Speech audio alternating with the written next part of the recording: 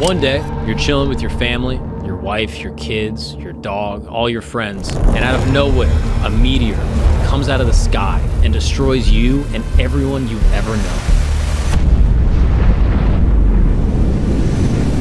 Or maybe it's a tsunami the size of a skyscraper coming from the coast that crashes down your house and destroys everything, all the technology and innovations of your whole society. Gone in an instant. This may seem like a far-out sci-fi movie, but for hundreds of thousands of people on this planet, it was their reality.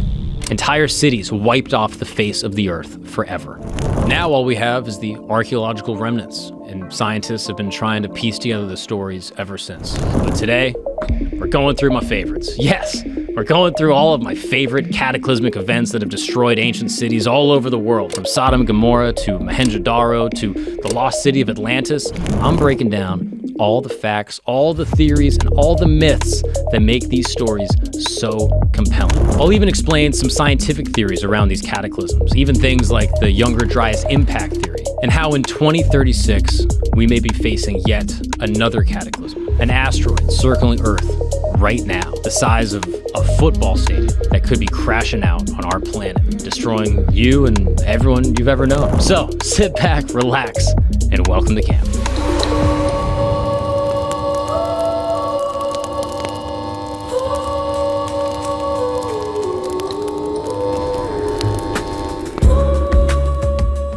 What's up, everybody, and welcome back to camp. This is a show where I explain the most fascinating, interesting, and bizarre details of history to my dumbest friends. Unfortunately, I don't have any dumb friends today. They're off doing dumb things. I was going to have my buddy Derek Poston, very funny comedian. I thought he was going to join me, but he last minute was diagnosed with autism.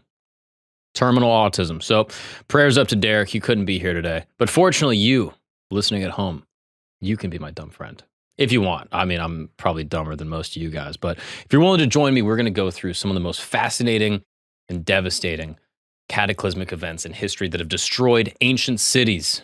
But first, a couple messages of housekeeping. First off, I just want to say thank you to everyone that's been listening and commenting the past month. I've had an absolute blast just, doing the show, changing up the format a little bit. It's been super, super fun. And it seems like the comments have been pretty positive. I mean, let's go through some of them. On the most recent episode that I did with my buddy Miles about reincarnation, Miles's ignorant and smugness is unbearable. Okay, that one's not super nice. Miles will snuff out any passion his kids have because it's an inconvenience. Okay, Miles sucks. Oh, what about this one? I like Miles. I thought he was a fun addition to the show. That's it. We're keeping Miles. All right. I just needed one good comment, and turns out we got one. Miles is staying, but not today. Like I said, today is just going to be us. And genuinely, I'm very happy with the feedback. I feel like you guys have been enjoying the show. I've been really enjoying doing it. And furthermore, it was called Rituals. I think we're going to call it Tent Talks. A lot of people voted. They liked the name Tent Talks, but people pointed out to me, oh, there's already a guy, Yuri, the Harmonious Man. He's got a great channel, very, very funny podcast. They called it Tent Talks. So I reached out to Yuri. I said, what's up, dude? I do a podcast in a tent.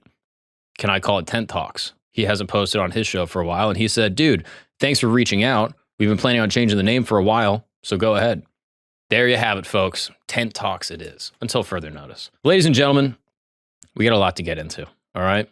Over the past, 5,000 years, there's been some crazy things that have happened on this planet we call Earth. Some crazy things, cataclysmic events that have destroyed cities. I mean, I didn't really know about a lot of this stuff, I'll be honest. I'm a casual. I'm just a dumb comedian.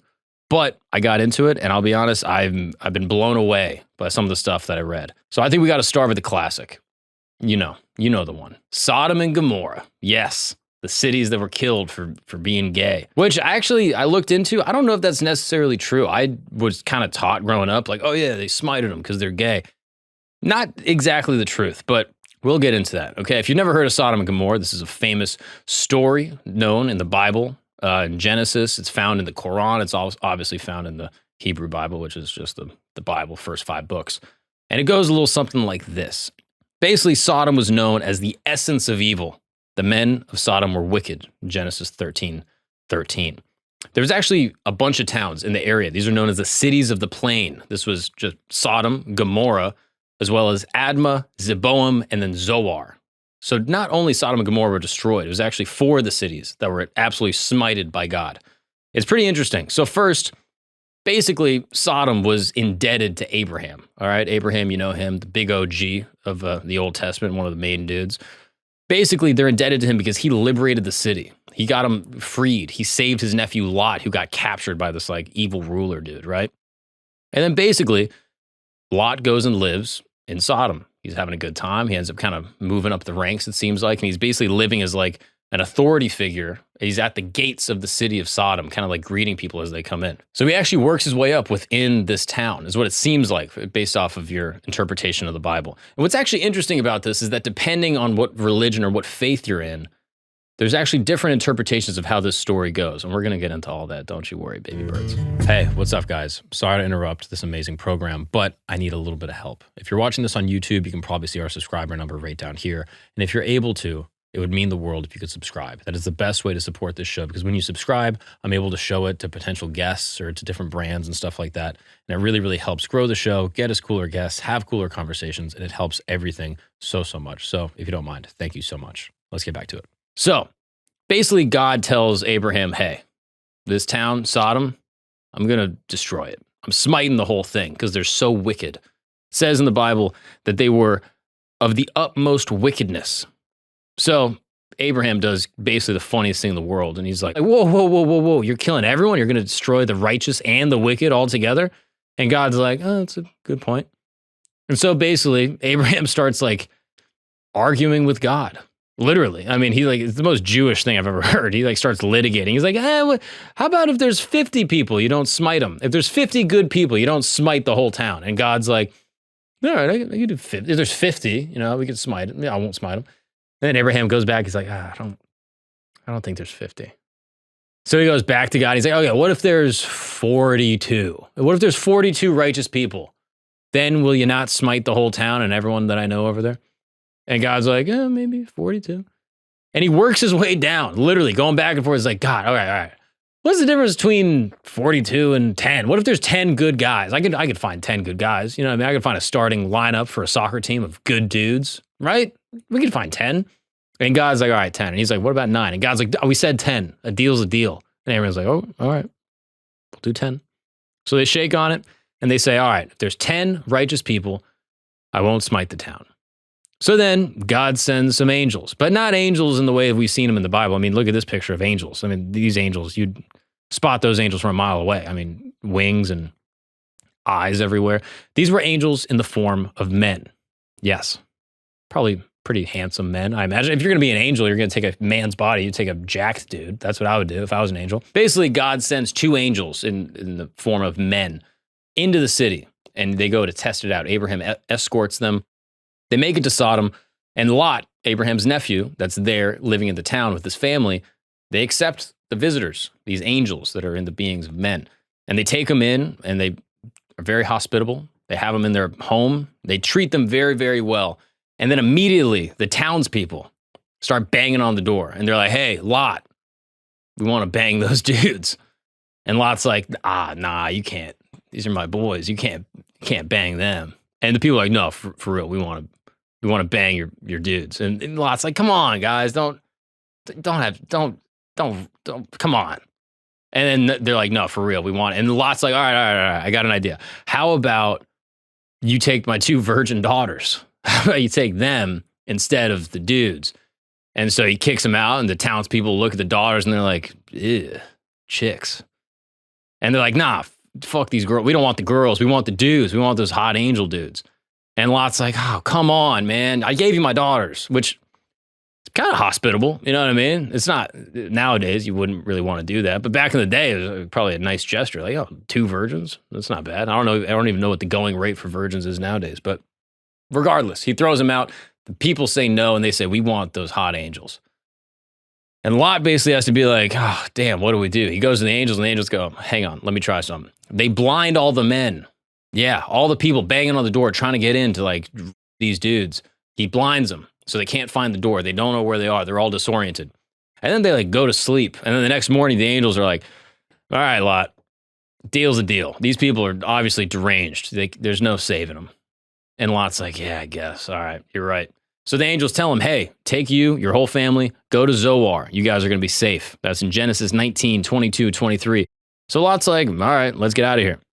And then it says in the Bible, in Genesis 19, the Lord rained down burning sulfur on Sodom and Gomorrah from the Lord out of the heavens. Thus he overthrew those cities and the entire plain, including all those living in the cities and also all the vegetation in the land. Literally fire and sulfur coming down from the sky. Kind of sounds like a meteorite or an asteroid or something, which if I'm God and I wanted to smite a bunch of wicked people, that's what I would do. I'd be like, dude, I already have all these asteroids I was building. Might as well use them.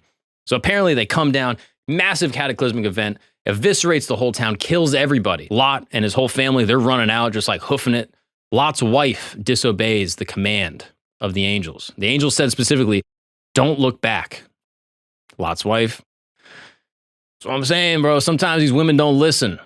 What does she do? She looked back immediately. Bang, turns into a pillar of salt. Now, there's some different interpretations of this. A lot of people kind of look at this to say that she was looking back on the wickedness of the town and was sort of like longing for it. She was like a theater kid at the end of a play, just like, I'm going to miss this place. She hit him with one of those. And so God was like, nah, you got to go. Bang, pillar of salt. And it's interesting. There's actually some like symbology that people point to say that she became like a preservation of the wickedness, some type of manifestation, literally, in the way you would like use salt to preserve things. I'm assuming that's where you get like, I don't know, Himalayan sea, like the pink salt. That's probably, I don't know. It might be Lot's wife, whoever that is. Probably good. I don't know. I imagine. I've never tried human woman salt. Regardless, she turns into a pillar of salt, and that's it. What's interesting is that actually in Islam, there's a slightly different interpretation of my understanding. Again, I'm not Muslim. Okay, I have a little bit of a beard, but like I'm not Muslim. But in the Quran, in the Surah 11, verse 81, it states, let not any among you look back, except your wife. Indeed, she will be struck by that which strikes the people of Sodom. There you have it. God knew. He was like, yo, you got to go. Allah. He was like, yo, this girl's going to look back. I can feel it. She probably had a septum ring. She was a wild girl. She probably had a thigh tattoo. And that's why she had to go.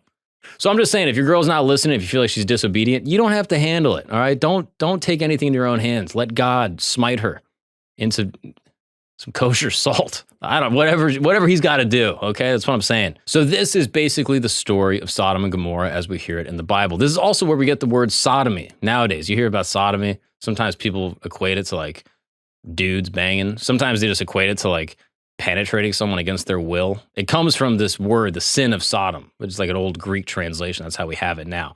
So again, this is contested depending on who you ask. Why was Sodom destroyed? And people have different explanations. Paul says in Romans 1 that homosexuality was an example of the wickedness and the rejection of the Creator. Christ says in Matthew, if anyone will not welcome you or listen to your words, basically the word of the gospel, leave that home or town and shake the dust off your feet. Truly, I tell you, it will be more bearable for Sodom and Gomorrah on the day of judgment than for that town. And then in Jude 7, it says, just as Sodom and Gomorrah and the surrounding cities, which likewise indulged in sexual immorality and pursued unnatural desire, serve as an example by undergoing a punishment of eternal fire. And then again, there's another mention in Ezekiel 16 that says, this was the guilt of your sister Sodom. She and her daughters had pride, excess of food, prosperous ease, but did not aid the poor or needy. They were haughty and did abominable things before me. Therefore, I removed them when I saw it.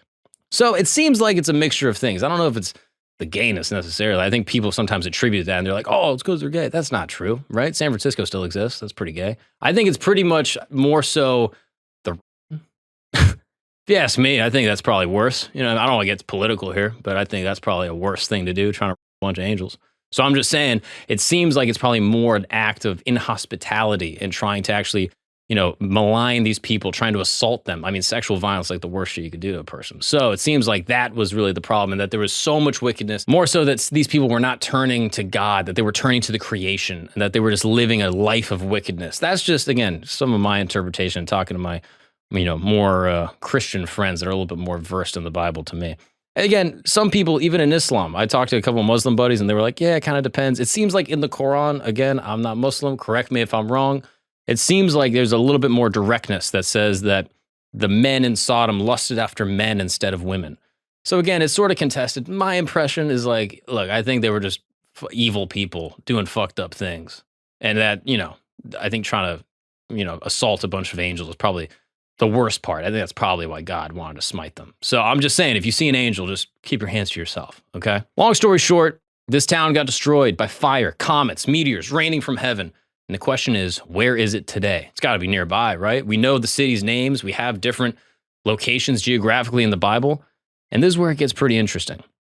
For the longest time, people have been looking south of the Dead Sea. I'll put like a little map here. This is kind of the area where people were looking south of the Dead Sea. In the Hebrew tradition, as I understand it, there's a Mount Sodom where people assume that is where Sodom was. But in 1996, a biblical archaeologist named Stephen Collins, a gentleman by the name of Stephen Collins, did a tour of Israel where he started visiting north of the Dead Sea. Again, this technically still translates with the geography that the Bible lays out. They say it was like basically a day's walk from where Abraham originally was. And technically you could make it in like a day to this area that they call Tal el Hammam. Now, Tal el Hammam is this little area north of the Dead Sea, closer to Jordan. And this is where it gets very interesting. Dr. Collins and his teams began excavating Tal el Hammam, an archaeological site about 8 miles northeast of the Dead Sea. The site emerged as a significant candidate for Sodom due to its size and alignment with the biblical geographical descriptions. The team discovered Tal el Hammam was a massive Bronze Age city, potentially housing up to 50,000 people. They found extensive fortifications, palaces, temples, and other infrastructure indicative of a major ancient metropolis. So they're going through, they're like, yo, we found a town here. There's nothing there right now. It's completely desolate. Nothing grows there, no vegetation. And they're looking at it, they're like, wait, we found there's like an old city that was here. During their excavation, they found something very interesting.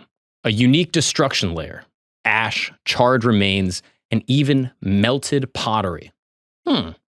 So they found a ton of different pieces of pottery, and this is the part that I found the most intriguing. They found a piece of pottery that had what's known as a glaze. If you've ever taken like a ceramics class, I'm not gonna lie, I took one in high school. I did. Mr. Earl, shout out to him. If you take a ceramics class, you basically make pots and you heat them to extreme temperatures and you get like a glaze. It's almost like a glassy like crystallization on the outside and the inside. Every part that gets heated and sort of coated with this glaze, right? But what's interesting is that this glazing technique wasn't invented until Twitter, when people started glazing it. No, it wasn't invented until 1000 AD during the Ottoman Empire. So people were like, oh, that's interesting. Dr. Collins thought, oh, damn, turns out my whole excavation has been contaminated. Seems like maybe there's another tribe that was here, maybe some other people, some Ottomans came down into the region and they were living here for a period of time. And then they left their pottery that obviously had this glazing technique that was only available 1000 AD.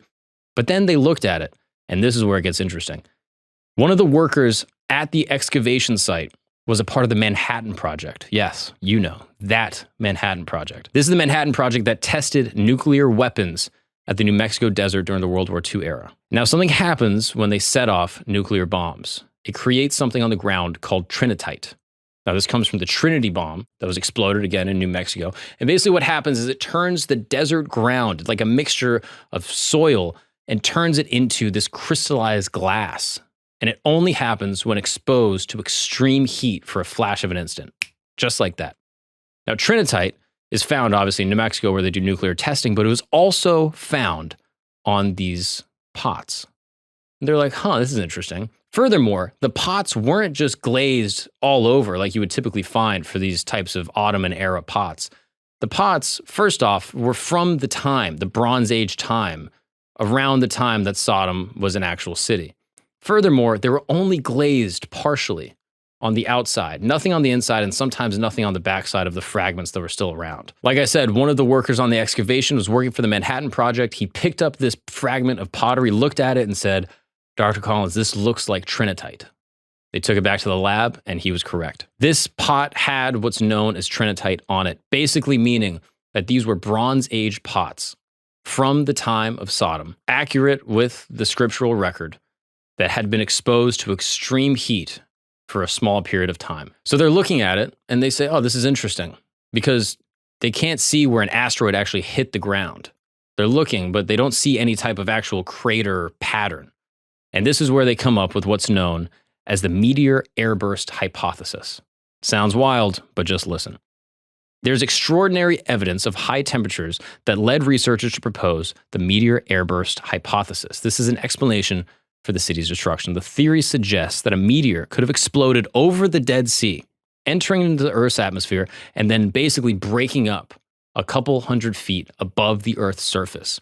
This would release immense heat and energy. The resulting blast wave would have flattened buildings, eviscerated everything in its path, and this aligns with the biblical account of fire and brimstone. What's interesting is I hear that all the time growing up, like, oh, fire and brimstone. Apparently brimstone comes from the word sulfur. So literally it would be kind of like this sulfuric gas that would cause asphyxia or burn you. And that's where this idea comes from. And this is what would have been raining down during this actual airburst.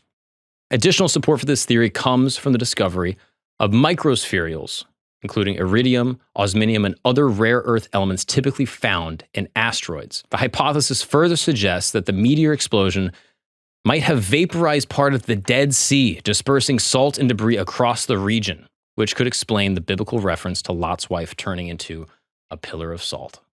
Pretty strange. Now, the question is, how do they know it's from the sky, right? Because we're saying there's this airburst that's basically causing fire and sulfur to blast out of the sky. How do they know that? Researchers used angular calculations to triangulate the scorch marks and melted surfaces to determine the blast's origin. They find human remains hiding behind walls, killed from above, basically some type of shock wave or extreme heat coming from an above angle, not from a down angle, not from a warring tribe or people coming to kill them, a blast from above. 21 scholars, many of them non-religious, came together to write a 64-page report saying that the meteor airburst hypothesis is very likely. An airburst sounds delicious, by the way. They should look into that. They said it's something similar to the Tunguska event in Siberia. If you've never heard of the Tunguska event, this is fascinating. This happened in 1908, and this wiped out 800 square miles and could have easily destroyed an entire city if it didn't crash in the middle of nowhere in Siberia. I mean, look at the pictures of this. I'm going to pull up a couple pictures right now. You should absolutely look. It's crazy. The Tunguska event is, like I said, this massive airburst. This is basically a meteor that came into Earth's atmosphere and broke up just a couple hundred miles above the Earth. And this happened in the 20th century, 1908, in Siberia. And you can look at the trees all flattened. To this day, no trees grow in the region. All the soil destroyed. Now it grows like a little bit of grass, but you can just see this giant clearing in all these trees. Just crazy. Makes you think. You're like, wow, I guess maybe this, story from the Bible that many people kind of assume is maybe metaphorical or, kind of a description of, some events in history maybe put together, actually has credible archaeological evidence. Again, I'm not an archaeologist. I don't know. I just was reading a Wikipedia article. I was like, this seems pretty interesting. Just makes you think. You got to wonder, maybe God killed the dinosaurs. Maybe they were doing some wicked stuff. I don't know. Have we looked into that? Maybe dinosaurs were gay. I don't know. I mean, look at this raptor. Look at this picture of a raptor. Look at those arms. That wrist is a little limp. Let's just look into it. I don't know. All right. All I'm saying is this is not the last time that there's been a smiting by God from the sky. Let me tell you about Mohenjo-Daro. What's up, guys? We're going to take a break really quick because if you're anything like me, you like a little caffeine kick. You like to maybe grab a coffee, maybe one or two during the day, but you can't always access it. Maybe you're going on a hike. Maybe you're at the airport 4 a.m. They don't have any coffee around, but you still need your caffeine. That's why you got to check out Bashmouth. Bashmouth is a completely healthy, natural, clean energy gum. That's right, you heard me. Within each little piece of gum that comes in this little discrete package, you get 130 milligrams of natural caffeine. That's like a little boost. That's like a little coffee and a half for you. And if you need it, like me, sometimes I'm going to the gym and I don't want to drink a pre-workout that's going to have all sorts of other chemicals in it. I pop a Bashmouth. I mean, this is like if Gushers and Bubblicious had a baby without any of the bad stuff. There's no dyes, no sugar, no gluten, none of that nonsense. It stays soft and flavorful for hours. It's not going to make your jaw hurt after a couple minutes. And the delivery system is instant because you're chewing it. It uses green coffee bean extract, and so you get the nootropic effects from chewing. No jitters, no crashing. You feel great. And not only is this for athletes that are going to the gym, maybe you're a traveler, maybe you're a hiker, like I said, maybe you're like me, stuck at the airport and you just want a little bit of coffee. You got to check out Bashmouth caffeinated gum. Yes, Bashmouth is the greatest caffeinated gum on the market. And they got 2 great flavors. They got spearmint, or they got this one right here, Poppy's sour apple. And if you're interested, if you're a listener of this show, I got great news. If you use the promo code GAGNON20, that's right, GAGNON, Gagnon 20, when you check out, you're going to get 20% off your total order site-wide. That's correct. I recommend you go check them out at bashmouth.com. That's B-A-S-H, mouth, M-O-U-T-H.com. And you can get yours today. Use the promo code GAGNON20 and you will get 20% off your entire order. Caffeinated gum, Stay alert, stay locked in the natural way. Let's get back to the show. Mohenjo-Daro. This is written by David Davenport in his book Atomic Destruction in 2000 BC. This explores the theory that the ancient city of Mohenjo-Daro, part of the Indus Valley civilization, was destroyed in an event resembling a nuclear explosion. This is now located in modern-day Pakistan. Mohenjo-Daro was one of the most advanced centers of ancient civilization. It was thriving around 2500 BC. Across present-day Pakistan, there's archaeological excavations that show that this was a city with sophisticated urban planning, advanced engineering, and complex social organization that abruptly vanished. No one knows why, no one knows how. Even in the modern day, there's floods that affect Pakistan, but yet the ancient ruins of Mohenjo-Daro are untouched by the floods because of the advanced irrigation system that actually moves the water out of the city. It's absolutely fascinating. It's extremely advanced, and out of nowhere, disappeared. They look at the remains, and the remains are very strange. A lot of bodies, skeletons scattered in the streets, not in any type of ritual burial. I mean, just look at some of the pictures here. I mean, this is like fascinating stuff. What happened to these people, and where did they go? Traditional theories suggest that the city might have been abandoned due to natural disasters like floods or something, or that there was an invasion by a foreign army that just killed everyone. But David Davenport presents an alternative hypothesis that Mohenjo-Daro was destroyed by a nuclear-like blast, perhaps a comet, or he even posits, potentially maybe, some ancient technology. Look, I'm not one of these guys that's like, yo, ancient people had nukes, but I'm just saying it's pretty fascinating to think that one day you could be chilling out, hanging, eating hot dogs, and then an explosion happens and kills you and everyone you've ever known. Pretty wild. The blast site is absolutely puzzling. I mean, no one knows. It's exactly like what we talked about at Sodom and Gomorrah with that kind of trinitite. They found vitrified stone. This is basically stone that's been melted down and turned into glass. Human remains found lying in the streets as if their death came suddenly, and reports of elevated radiation levels in some areas. These remains were not found in orderly burial sites or any type of organized death ritual, but suggest actually that it happened quickly, immediately. No gradual decline, no abandonment due to famine or disease. Many of the skeletons were discovered sprawled in contorted positions, indicating that death came abruptly and without warning. The evidence suggests that the city's inhabitants were caught off guard by an unexpected event.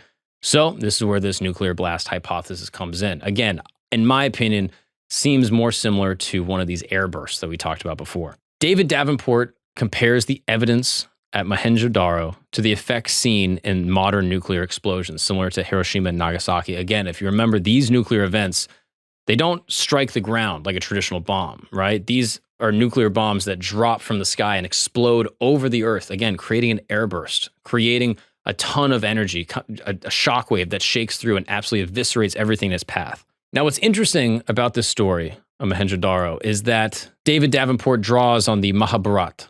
This is an ancient Indian epic I've spoken about in different episodes, which mention weapons that could incinerate cities and cause widespread destruction. Davenport and other researchers of India's ancient Vedic texts have suggested that this is the case at Mohenjo-Daro, and that, in fact, this city could be the ancient kingdom of Lanka, described in the Ramayana. This is an ancient kingdom known as Lanka, and in the Indian epic, it's described that the leader, named Ravana, became too powerful. Ravana was a student of Shiva and was gaining all of this wisdom from Shiva, and himself, Ravana, became too powerful. So as a result, Vishnu decides to battle the leader.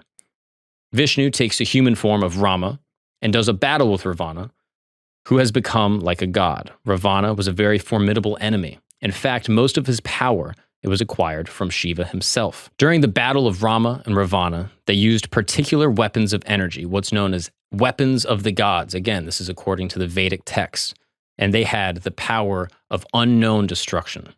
It was described as the sun turning into 50 even more brighter suns with this incredible blast. So some people have suggested that perhaps Mohenjo-Daro is similar to this famous kingdom of Lanka, that perhaps this is what inspired the Vedic text. To this day, no one knows exactly what happened at Mohenjo-Daro. I mean, we can speculate. To me, it seems like this airburst hypothesis seems pretty reasonable, that somehow an asteroid or a meteor came into Earth's atmosphere, exploded, eviscerated all the people, they all died suddenly. And then you have people that write about the text and write about the event and obviously will attribute it to whatever thing that they believe. It makes a lot of sense. But if you look at the pictures, they are just absolutely like crazy. I mean, seeing all these bodies just strewn all together. And again, I looked into this. I was like, maybe there's a massacre, maybe there's a flood, who knows? Again, it seems like there's no real erosion pattern from flooding. They had great irrigation in the area. And furthermore, none of the bones had any type of trauma that would be consistent with some type of battle. There's no arrowheads or broken bones or, fractured tibias from some type of, weapon going into them. It's very strange. And it seems like these types of giant comets or asteroids are a thing of the past, right? This happened, 2000 BC. It's never going to happen again. Here's what makes this crazy. In 2004, researchers discovered something known as Apophis. This is a massive asteroid that's going to have a close Earth orbit in 2029, and they predict could hit Earth in 2036. So we see these stories and we're like, oh, this was so far back in the day. There could be something coming up within the next 10, 15 years. We're going to get to that at the end, okay? But before we talk about any comets or any more space asteroids or anything like that, let's talk about some tsunamis. Yes, I'm talking about cities that were once thriving, bustling metropolises that then get sucked under the sea, all their wisdom lost forever. You know what I'm talking about. Atlantis, people. Yeah, we're talking about Atlantis, the famous city lost to the waves of the Atlantic Ocean. Now, I'll be honest, my dumbass for the longest time, I thought Atlantis, people were talking about like a city that people lived in underwater. Like, I didn't know. Like, I remember watching this movie. Y'all remember this movie? Atlantis, The Lost Empire. It's a Disney movie. This was a banger. I watched this and I was like, oh, Atlantis is like a city where people live underwater. And they had this chick in it. This little Thickums, this little Targaryen Thickums. Yeah, this girl was a piece, dude. This girl in Chell from The Road to El Dorado, sexual awakening. This girl was an absolute dime. Very tan for living underwater. But anyway, this is what I thought Atlantis was for like the longest time. So I would hear people talk about Atlantis when I was like in high school, and I was like, you guys believe there's a city where people are underwater? This is the dumbest thing I ever heard. But then I got to college, I started reading a little bit of Plato, and I was like, oh, that's why this is so fascinating. So let me take you back, all right? We're talking about the Greek philosopher Plato. You've heard of him. You know him. You love him. He's got some hits. He basically writes this dialogue called Timaeus and Critias around 360 BC. In it, Plato presents the story of Atlantis. And it's sort of disputed whether or not this is a historical account, right? But basically, he lays down this idea that he got from his ancestor. I think it was like his uncle, like 6 generations removed, this guy Solon, who allegedly he heard the story from the Egyptians when he had traveled over to ancient Egypt. And basically, he describes this place known as Atlantis. Atlantis is rich in culture and technology. It's thriving in a beautiful landscape of concentric rings of land and water with a majestic temple dedicated to Poseidon at its center.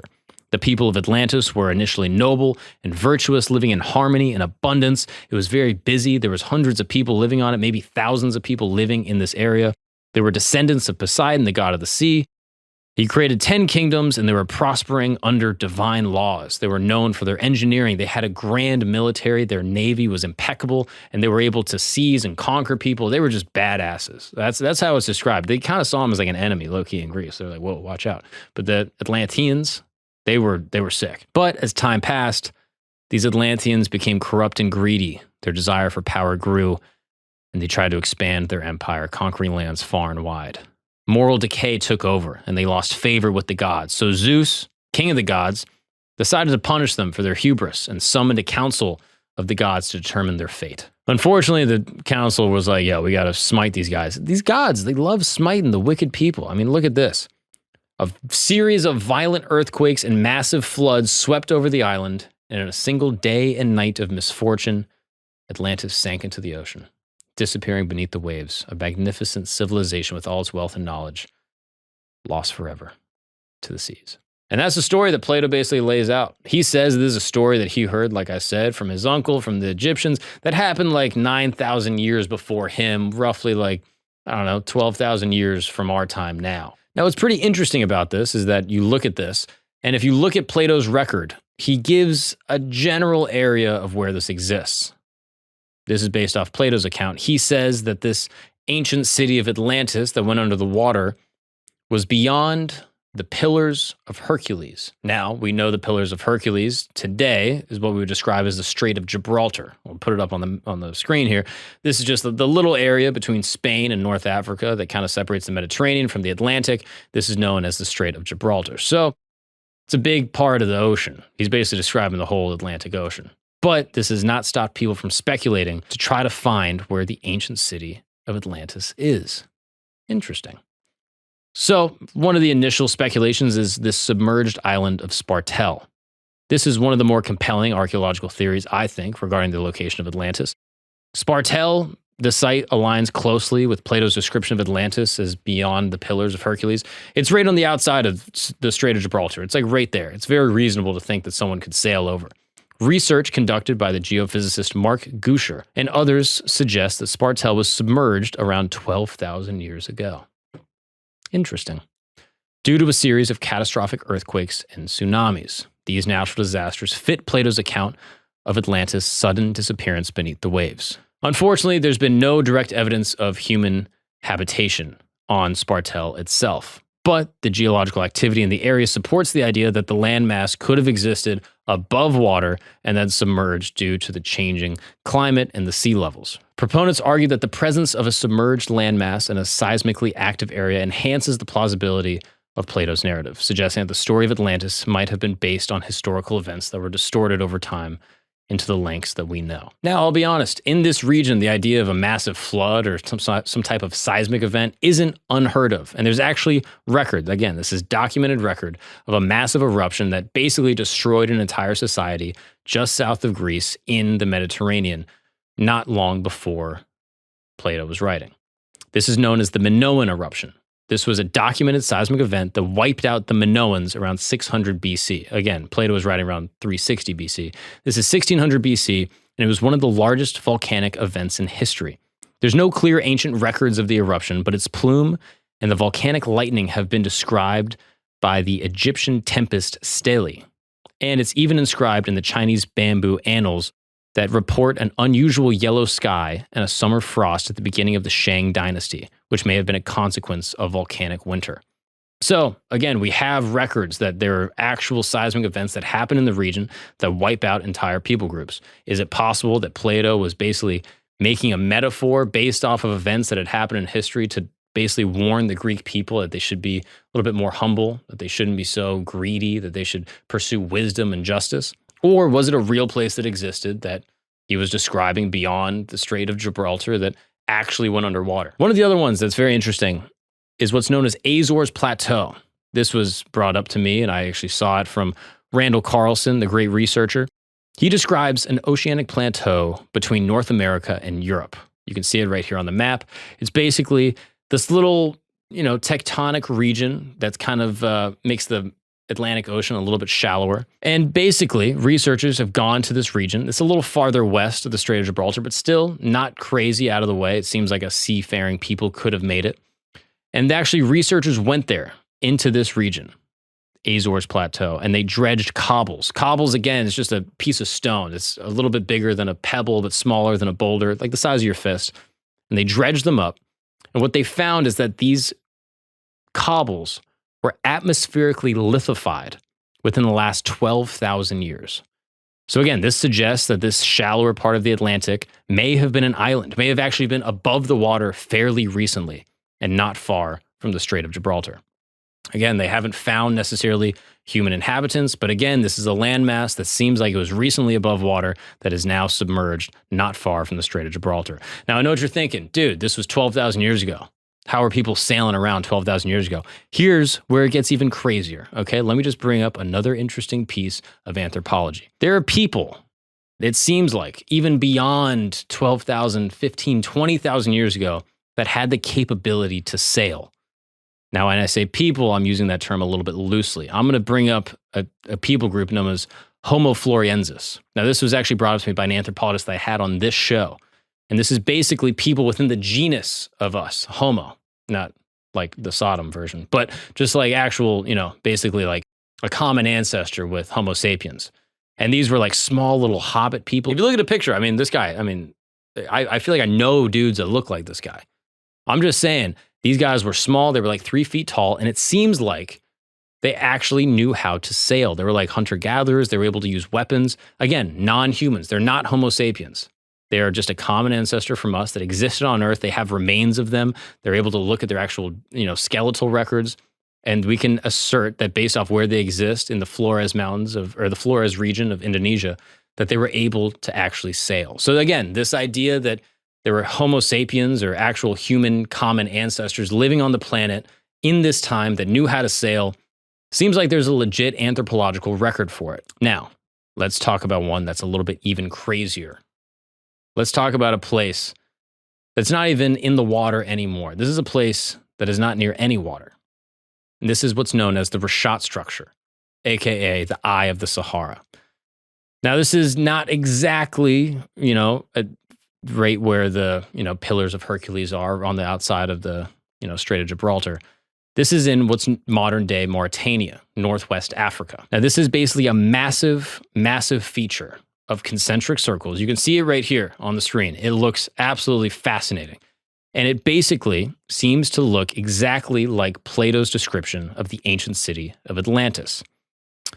Now, this would go back to a theory that in this time, this is the Green Sahara theory or the African humid period, that around 5,000 or 6,000 years ago, it's possible that this part of the Sahara was actually lush, that there was a ton of vegetation, that there was actually fresh water, and there was lakes and rivers all going through this area. And it's very possible that this actual feature in this part of the desert might have been surrounded by water. And you can see here on this little heat map that certain areas would have been actually elevated and certain areas would have been smaller and actually under the water, making exactly what Plato was describing. It's pretty crazy, I'll be honest. I mean, this feature is visible from space. Astronauts actually used to use it as a metric for where they were on the globe. It's about 25 miles in diameter. It's pretty big. It's much bigger than Plato describes. I think Plato describes Atlantis as 5 stades, which is actually where we get the term stadium. This was the size of like a Greek stadium.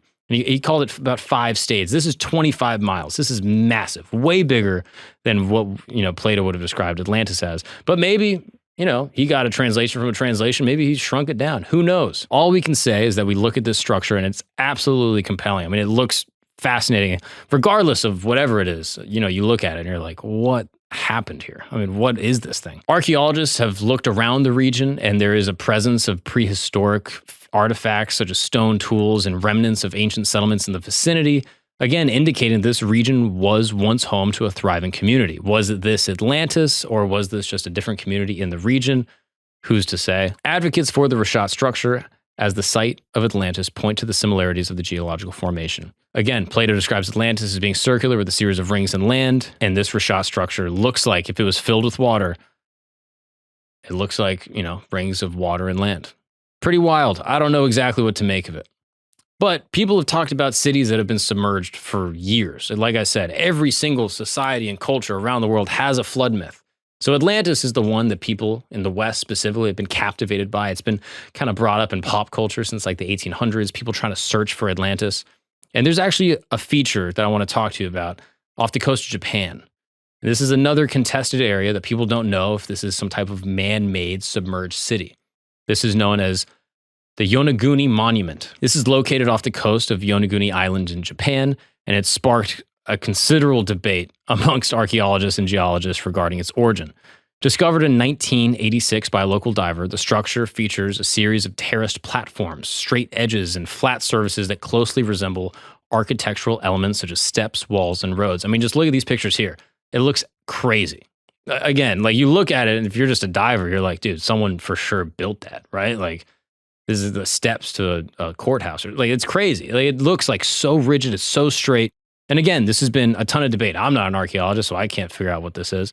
But different people have proposed different ideas. The Japanese marine geologist Masaki Kimura has been a prominent advocate for the theory that the Yonaguni Monument was created by humans. He argues that the regular shapes and precise orientations of the formation suggest intentional construction dating back thousands of years. He has identified what he believes to be carvings, tools, and stone structures that resemble temples and roads. And his theories, of course, have garnered significant attention, particularly because this is a monument that is underwater. Again, it almost looks like a quarry to me. It seems like maybe this was above water at some time and people were using it to quarry out, stone or something that they were using for features on land. I got to look into that and see if maybe they used it on on land in Japan or something. I don't know. I mean, similar to the quarries you see in ancient Egypt. But many geologists, including Robert Schoch, argue that the formations are completely natural, created by tectonic activity and erosion of sedimentary rock. Schoch and others have pointed out that similar formations can be found in other locations around the world where geological processes have created flat step surfaces that mimic the appearance of man-made structures. I mean, similar to the Devil's Tower in Wyoming. I mean, look at this tower. And you could look at it and be like, yo, these are pretty crazy features that formed naturally just up this giant mountain. You know, it's pretty straight edges. They're kind of in uniform shape. If you looked at it, you'd be like, oh, people must have made this. But nope, that's completely natural. Just a regular, strange geological phenomenon. Maybe this is the same thing. I don't know. I bring this up just to say that the Yonaguni Monument continues to intrigue researchers and adds to a broader discussion of whether or not cities that once existed on land could be completely submerged. I mean, we look at Venice today. I mean, Venice, Italy, it'll be underwater in like 5 years. I mean, it's crazy, right? So what's wild about Atlantis is that now we're getting kind of into the crazy woo-woo world, all right? But fortunately for you, I'm a comedian. I'm not a researcher or anything, so I'll go there. You know what I mean? I don't care. I don't give a shit. There's been some crazy theories that have been posited by like mystics and occultists that apparently have done seances and rituals to try to convene with the people. Some people believe that the Atlanteans were actually supernatural, or maybe they were aliens or something. There's this woman, Helena Blavatsky. She's a Russian mystic and a founder of the Theosophical Society. And she wrote kind of in the early 1900s about this idea of root races. All right, there's going to be some racist ass bullshit here, but I'll tell you what she said. She basically says that during the fourth round of Earth, higher beings descended to the planet with the beginnings of human physical bodies developing and the sexes separating. At this point, the fourth root race appeared, living on the continent of Atlantis. They had physical bodies, but they also had psychic powers and advanced technology. She claimed that some of the Atlanteans were giants and built such ancient monuments such as Stonehenge in southern England, and they also mated with what she called she-animals, resulting in the creation of gorillas and chimpanzees. The Atlanteans were decadent and abused their power and knowledge, so Atlantis sunk into the sea, although various Atlanteans escaped and created new societies in Egypt and the Americas. I'm just saying, she says that she got this from doing some type of ritual or something, and she believes she like tapped in with like the mystical powers of the world, and that's what she says happens. I don't really buy it. Pretty wild to me. But she's not the only one. Some people even floated the idea that Plato and the Egyptians before him were talking about the famous societies in the Americas, specifically Central America, the Maya and the Aztecs. As people began discovering these famous cities existing in Central America, some people suggest, oh, maybe this is who they were talking about. Maybe people had traversed the Atlantic before, long before, and they had actually seen these massive cities of Chichen Itzal and Chichen Tikal, these famous pyramids that exist in Mesoamerica. And these theorists imagine that, maybe there was some cataclysmic destruction of Atlantis and the survivors made a perilous journey across the Atlantic Ocean and they reached Central America. Or maybe they had just gone there and they had reported back that this was a fascinating, bustling city that had a strong navy. Again, there's no real archaeological record to support this, but different people over the years have posited these ideas. Some people even think that Atlantis is in Antarctica. Yeah. 1974, Flavio Berberio. This guy, awesome name, first off, and secondly, awesome theory. I'd be the guy that'd be like, did you check Antarctica? Apparently, he believes that this theory that Atlantis is beneath the ice of Antarctica. This theory aligns with the broader hypothesis that a prehistoric civilization could be lost beneath the ice, preserved in a state of frozen suspension. Proponents argue that around 13,000 years ago, a pole shift or a change in the Earth's rotational axis could have dramatically moved Atlantis to what is now Antarctica, causing a rapid and severe climate change that plummeted the continent into a deep freeze. The idea is partly based on what's known as the Perry-Reese map. If you look at it, this is a 16th century map that some people believe shows an ice-free Antarctic coastline, suggesting that ancient civilizations might have had knowledge of Antarctica before it was covered in ice. Again, it seems like the regularly accepted record is that Antarctica has been covered in ice for thousands and thousands and thousands of years. But some people say, hey, look at the Perry-Reese map. It looks like it was, a relatively lush area that people could have lived in somewhat recently. Again, most of these maps back in the day were just taken from other maps and taken from other. It was like sampling, like a rap song or something. Like they would just take little bits from other maps and put it together and add to their map. So who's to say if they actually knew? To me, I look at it and I'm like, it seems like maybe he's talking about South America. Again, I don't know. But this theory comes from this idea that maybe the Paragrace map shows that Antarctica was not always covered in ice. And that perhaps the city of Atlantis is there, and that with the plates shifting and the actual continents moving around, maybe they moved much faster. Maybe this was a little bit closer. Antarctica might have been farther north, but some type of giant cataclysmic event actually moved it farther south and covered it in ice. What kind of cataclysmic event would do that? Might be something known as the Younger-Dryas impact theory. Now, this is fascinating, this idea, because it ties in a little bit with Atlantis, but also ties in with basically what we know about human civilization altogether. The Younger-Dryas impact theory basically says that there was advanced human civilization long, long before human beings thought possible. Again, beyond 5,000, 6,000 years ago. There might have been some type of cataclysmic event, perhaps a meteor strike or multiple comet strikes that then explode over the Earth, creating tsunamis and basically creating a great reset on Earth, wiping away all of our knowledge, all of our civilization, and making us effectively restart back at square one. Again, these records seem to be supported in a lot of our religious scripture from around the world, from all different cultures, spanning from America to Australia.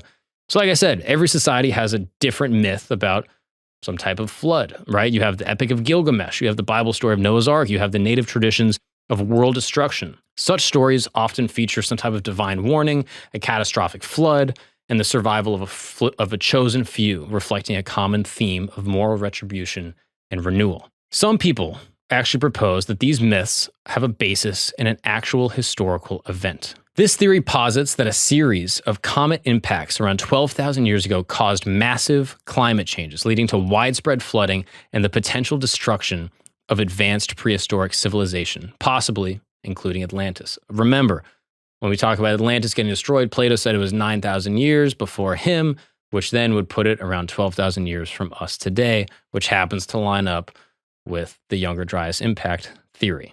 Again, if this was maybe that little island that I'd mentioned off the coast of the Strait of Gibraltar or in the Azores Plateau, it would make sense that now it would be completely covered and all the remnants of that society would be gone forever. The Younger-Dryas impact theory is absolutely fascinating to me for a couple of reasons. One, it's pretty much accepted based off everything that I've read. Like I said, I'm no archaeologist, but it seems like we kind of accept that written record and kind of our hunter-gatherer societies turned into more agrarian societies maybe 6,000, 5,000 years ago. I mean, if you look at like cuneiform tablets created by the Sumerians, some of our earliest surviving actual pieces of written text, maybe date to around 4,500, 5,000 years ago, something like that. Until we found out about this place called Göbekli Tepe. Now, this is a place that is absolutely mind-blowing. This was discovered in Turkey not too long ago, what's known as modern-day Turkey. And this area, known as Göbekli Tepe, is this ancient ruin. It is pretty big, it's massive, and they carbon dated it to around 11,000 or 12,000 years ago. Now, this is something that prior to this discovery, no one would have believed that hunter-gatherers with their primitive tools would actually be able to create an organized society with art and some type of, engineering ability to actually create these giant T-stones. I mean, I'll show you a picture right here of the T-stones that are found at Göbekli Tepe. Now, these T-stones are massive. They weigh a ton. They have to be quarried from nearby and put up into the ground, etched out. The whole ground has to be perfectly level. I mean, it's a massive engineering feat that people did not believe our ancient ancestors could have done 12,000 years ago. The discovery of Göbekli Tepe is pretty recent. We don't know exactly who the people were that built it or why they built it or what they used it for. The pillar that's most interesting to me is the one that Graham Hancock points out, known as Pillar 43, also known as the Vulture Stone. Graham Hancock asserts that this Vulture Stone might actually encode astronomical alignments or even record significant celestial events. He believes that the positions of various animals on the pillars could represent different constellations. Again, look at the pillars here. You can see the different animals that are actually etched into the sides of these pillars. It's just absolutely fascinating and beyond anything that human beings thought could have been done 12,000 years ago. His interpretation suggests that the vulture represents Sagittarius and that the scorpion represents Scorpio. This interpretation suggests that the site builders had sophisticated understanding of the night sky. Again, something that people did not believe was possessible 12,000 years ago. Again, this is something that people would have assumed would have been around the time of ancient Egypt, maybe 4,000, 3,500 years ago. Now, an archaeologist that I love, that I watch a lot on YouTube, Mini Minuteman, he's an independent archaeologist that goes around and just does awesome videos going through a bunch of different sites all over the world. He went to Göbekli Tepe, and he describes exactly what he sees. And his indication of these sort of lithographs kind of like put into the stone that's carved out, he suggests that it might be a calendar based off not the celestial bodies, but actually the bodies of animals around. So if you look at them, there's not a ton of like mystical sphinxes or, some type of chimera or anything like that. They're all real animals that exist in the region. Leopards, cranes, things like that. And he suggests that perhaps the different animals correspond with an actual calendar that's related to each other. So, for example, cranes arrive in the wet season and scorpions arrive in the wet season. So when you get a crane or a scorpion coming into the region, you can say, oh, it's time for the wet season, and these are the animals that we can expect to see. And this is a way you can pass on knowledge and tradition for thousands and thousands of years. And then on the other ones, you have wild boars and leopards, and that might correspond with the dry season. And you can look at these and make some type of suggestion to say, oh, this is what's going to be happening. And it's able to keep track of time. When you see the cranes arriving, you can make an assertion as to, what time of year it is. And so it is a form of record keeping, but not tied to the celestial bodies. Again, most archaeologists don't recognize that people in this time would have had that type of technology. Hancock links the construction of Göbekli Tepe to the end of the Younger-Dryas period, again, around 12,000 years ago. He speculates this period was marked by a global cataclysm, possibly caused by a comet impact or airburst which drastically altered the climate and led to widespread destruction. He argues that Göbekli Tepe's carving and construction could reflect a crucial cultural memory of such a catastrophic event preserved by a society with advanced knowledge. All this to say, I am not a geologist. I'm just a dumb comedian, all right? I don't know exactly what I'm talking about. I'm just fascinated by this kind of stuff, and I love reading about ancient history and ancient cities that just got wiped off the face of the earth. So I would implore you to look into more legit sources. I mean, read up on this stuff, look at YouTube videos. Like I said, Mini Minuteman is excellent. He has a lot of really interesting resources. Randall Carlson, Graham Hancock, all these guys are extremely smart, extremely well-researched. I mean, I think Randall Carlson has a 16-hour podcast just on Atlantis itself and all of Plato's recordings and all the potential places it could be. So I implore you, if you're interested in the way that I am, I would check out some of your own research, go through some of those sources. I'm just using this as an opportunity to geek out on the shit I think is cool. You look at some of these things like the Younger-Dryas impact theory, and you think, wow, if some type of cataclysmic event, a comet, a tsunami, just crashed into the world, it could create a devastating ripple that could change human society. And it wouldn't even have to be that big. I mean, if you think like, a 1 kilometer sized comet hitting Earth, I mean, it could drastically change all of the agriculture on our planet, especially if we were just a smaller hunter-gatherer society or even an early agrarian society. You got to think, if there's no more crops growing because we're in some type of volcanic winter or a meteor-induced winter, what does that do to human society? I mean, do we all just plummet? Does only a couple thousand people survive and they have to repopulate and they have to rebuild all of the knowledge and advanced societies that we once had? It doesn't seem crazy to me, but what does seem crazy is this idea that it could happen again. Now we have to think, the Younger-Dryas impact theory happened around 12,000 years ago, if we believe that theory, and it's been about 12,000 years since we've had another massive cataclysm. Like I said, we've had smaller ones. We can look at things like Sodom and Gomorrah. We can look at this event that happened in Pakistan. We can look at the Tunguska event that happened in Siberia. These are all smaller meteoric events. But what if there was another one? What if there was a massive meteor flying around in space right now that was on track to hit Earth? Well, it turns out there is. Kind of. Let me explain.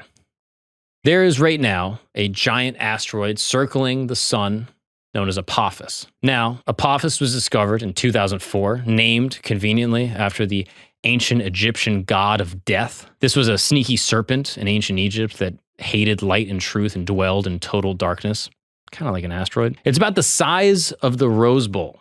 That's how big this asteroid is. Imagine the Rose Bowl. Here's a picture of it. This is how big this asteroid is, flying around space. And it's not just cruising, all right? This thing is going 67,000 miles an hour. I mean, this is basically the Empire State Building in diameter. This is a massive, massive asteroid. And researchers in 2004 discovered that it might collide with Earth on the 13th of April, 2029. Friday, the 13th. Now, they give it a 2.7% chance of hitting us, and I think even more current reports show that it's even smaller than that. But it will pass extremely closely to Earth. It'll be visible from one end of Australia, it'll zoom over the Indian Ocean, pass over the equator, over Africa. I think it's going to go over Western Europe. I'm sure people probably got like hotels or Airbnbs to go catch it. Again, this is 2029. It's not projected to hit Earth, but what's interesting is that based off its very close flight path to Earth's gravity, that could affect the spin of the asteroid. Now, affecting the spin could affect where it goes in the future. Now, what's fascinating is that they do project that it will be back on Earth's orbital path 7 years later, in 2036, on the same exact day, April 13th. It's not exactly certain if this will hit Earth. It's a pretty low probability. But if it did, it could be devastating. To give you an idea, the nuclear bomb that was dropped over Hiroshima was 0.15 megatons. Now, this giant asteroid that hit Arizona in this giant meteor crater that you can look right here, this packed maybe like 5 to 10 megatons of energy. If Apophis hits Earth, it will hit us with 880 megatons of energy. That is crazy. Now, fortunately, it's projected that if it were to hit Earth, it would likely hit into the Pacific Ocean. Now, you're probably thinking, oh, nice, that's great news. Not exactly, because what happens if it hits the ocean? It will crash into the Pacific Ocean, going 3 miles down, sending massive tidal waves in every direction. The water will then come back into the chasm that it creates, shoot up into the sky, and then go back out, casting again 40 to 50 tsunamis. This would go all over the world. The first place that would be hit, likely the western part of America. That's right, Santa Monica, gone. Sorry, hippies. If you got like West Coast real estate, I'm just saying, I'm a Florida kid. I'm a Northeasterner now. I'm fine with that. We don't need an Erewhon coffee shop on every corner, all right? Some of y'all can go. I'm just saying, if this thing were to hit the Pacific Ocean, that's exactly what would happen. It would come all the way through the west coast of America, massive tsunamis wiping out tons and tons of residential homes, expensive real estate, submerging tons of it into the water. It would be unlike anything we have ever seen, ever, in recorded history. I mean, this thing would be absolutely massive. Now, fortunately, this is not necessarily a species-ending event. But if it was like a kilometer long, that could be. It could send us into some type of prolonged winter, change all the food that we eat, affect supply lines. I mean, this could massively change the trajectory of our species. And if it's 10 kilometers, that is an extinction level event. I mean, that's what happened to the dinosaurs. It was about 10 kilometers wide. So you got to think, if this thing happens to hit Earth, massively changes the way that I think we look at space and how we interact with the things above us. Like I said, if this were to happen, it wouldn't be the first time. People living every single day back in the day, you lived in, you were a Minoan. Maybe you lived in Sodom. Whoops. Maybe you just, lived in Atlantis. Out of nowhere, a giant cataclysmic event comes in and destroys everything that you've ever known, every person you've ever met, every person you've ever loved, your dog, your cat, your hamster. Maybe your bird survives. They could probably fly away. But your entire way of life changes in an instant. It's pretty crazy to think that it could happen again. And it's pretty crazy to think that it has happened in the past. I look back at these stories and it just makes me think like, what the hell is going on? And it also makes me think if it were to happen again to that level, let's say 5-kilometer asteroid comes, wipes away everything we know. Massive tsunamis all over the world. New York City, gone. All of the buildings swept away, turned back into sand. The internet is gone. Our power grid is gone. We have to restart. And what kind of knowledge would we lose if something like that were to happen again? How do we preserve that knowledge? I mean, it's not crazy to think that if we had a massive event and only 2,000 people survived, we would basically be restarting from zero. And people would probably write about these things and talk about how the wickedness of the people of Earth caused us to have this massive cataclysmic event. And maybe they'd be right. I don't know. Let me know what you think. Thank you guys so much for tuning in. This has been an episode of Camp Tent Talks I've had a lot of fun researching this. I hope you guys enjoyed listening to it. Comment below if I made a huge mistake or if I fucked something up or if I mispronounced something or if I said something that was completely wrong. I'm sorry in advance. I'm a dumb guy. I'm a comedian. I don't know what I'm talking about. I'll see you guys next time. Peace.